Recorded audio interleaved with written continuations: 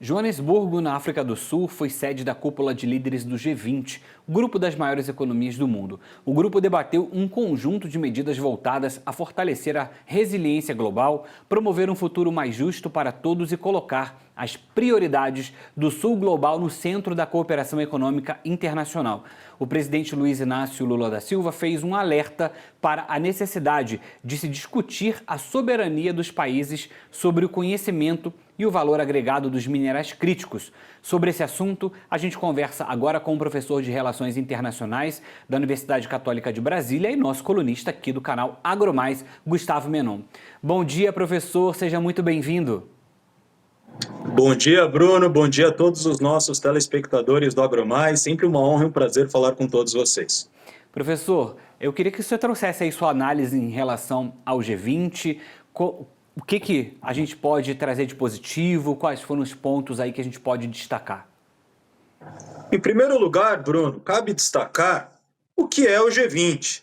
Fundamentalmente, estamos falando de um espaço, de um fórum internacional que acaba congregando as 19 maiores economias do mundo, mais União Europeia e a União Africana. O G20 teve sua criação em meados do final da década de 1990, no início dos anos 2000, como resposta às crises financeiras que nós presenciamos nesse contexto de virada do milênio. E de lá para cá, uma série de agendas foram incorporadas nas discussões, especialmente nas reuniões de cúpula. Quando a gente observa exatamente a atuação do G20 nos últimos anos, cabe consignar a presidência brasileira em 2024 e agora o G20 aterrissando na África do Sul, aterrissando com pautas que envolvem muitas agendas das chamadas economias do Sul global. Muitas dessas agendas foram absorvidas nessa transição de 2024 para 2025, com essa passagem de bastão da presidência brasileira para a África do Sul. O presidente da África do Sul, Cyril Ramaphosa, chamou a atenção exatamente para a necessidade de se abordar um comércio justo vinculado aos minerais críticos e destacou também a necessidade da promoção de novas tecnologias, sobretudo na utilização de inteligência artificial, essas tecnologias sendo direcionadas às pessoas. E observe, Bruno, que do ponto de vista dessa reunião de cúpula, que foi realizada em Joanesburgo, observe que muitas das agendas articuladas pela presidência brasileira em 2024 foram, de certa forma, verticalizadas agora em 2025. Entre essas agendas, podemos destacar o debate sobre os caminhos do desenvolvimento sustentável para a promoção de uma transição energética justa, inclusiva e sustentável, o debate sobre o combate à fome e às desigualdades em suas múltiplas dimensões, onde houve no ano passado, no Rio de Janeiro, o lançamento da Aliança Global contra a Fome, que foi ratificada novamente agora na reunião de cúpula de Joanesburgo, e entre outras agendas que são agendas transversais, como, por exemplo, a reforma dos mecanismos da governança global, como que há uma pressão por parte desses atores do Sul global em se rever as cotas, especialmente de participação desses países no sistema ONU e nas chamadas instituições de Bretton Woods, como é o caso do Fundo Monetário Internacional e também na composição do Banco Mundial.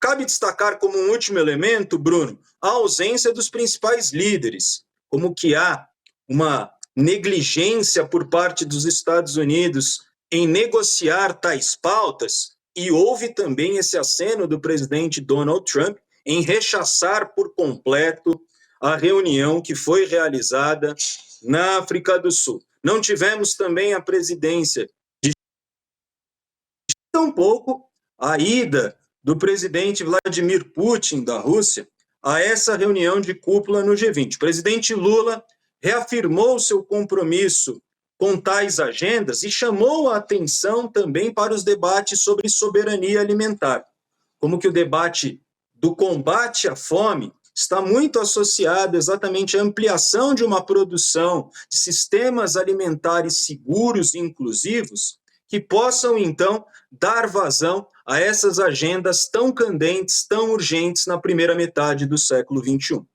Menon, o presidente Lula até trouxe a questão dos minerais críticos, né, que é uma pauta que a gente sabe que está aí em ascensão, tem se falado muito sobre essa questão, especificamente dos territórios onde tem esses minerais críticos. O Brasil é um território, né, que tem isso com bastante, né, vastidão, vamos dizer assim. Então, assim, é um momento também especial, porque a gente acabou de sair aí de uma grande negociação com os Estados Unidos, né? Isso também chegou a entrar em pauta. A gente tem essa relação com a China, que precisa desses minerais críticos para, enfim, uma das principais, né, utilizações dele é nas baterias. Então a gente está vendo aí essa ascensão da China com as baterias, carros elétricos, tem a questão dos celulares também. Esse é um ponto muito importante. Isso acaba também trazendo para o presidente Lula um peso grande de posicionamento, né, de soberania.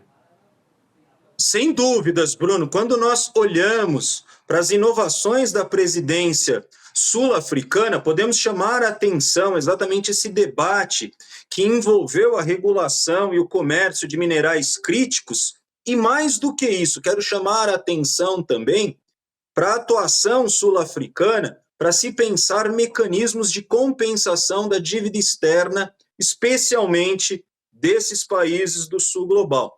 Como que houve um aceno para a criação até de um painel intergovernamental que possa mensurar as desigualdades e sabendo, digamos, de forma articulada, dessa mobilização de atores para se pensar políticas de cooperação sul-sul, envolvendo exatamente essas economias em desenvolvimento, para que possamos, então, ter agendas de compensação em termos de combate às desigualdades e no debate sobre a transição energética, como que a presidência sul-africana chamou a atenção também aí, o presidente Lula se colocou ao lado exatamente desse pleito sul-africano de levar adiante a renegociação dessas dívidas que oneram os países em desenvolvimento, mas para a criação desses mecanismos de compensação, onde eles possam viabilizar, oxigenar as suas contas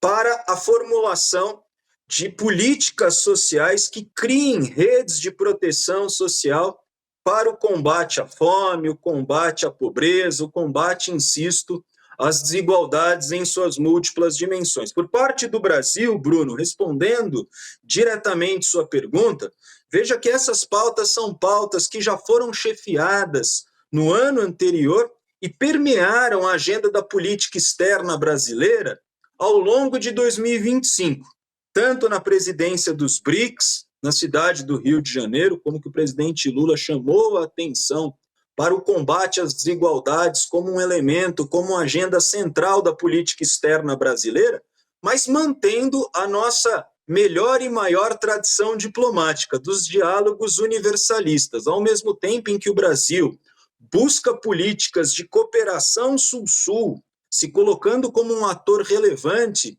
entre essas economias em desenvolvimento, não abrimos mão também de diálogos universalistas com o norte global, como vem sendo manifestado em diferentes iniciativas, seja na presidência brasileira nesse segundo semestre, como o Brasil vem atuando na presidência pró-tempore do Mercosul, tentando ratificar o acordo União Europeia e Mercosul, e simultaneamente a esse processo, Bruno, veja que a queda, a articulação do ponto de vista das negociações, do ponto de vista dos canais de comunicação, para colocar fim a essas barreiras protecionistas que foram criadas ao longo de 2025 e que acabam onerando as cadeias produtivas, o setor produtivo brasileiro, na expansão dessas diferentes cadeias produtivas, na expansão do comércio brasileiro. O presidente Lula chamou a atenção exatamente para as negociações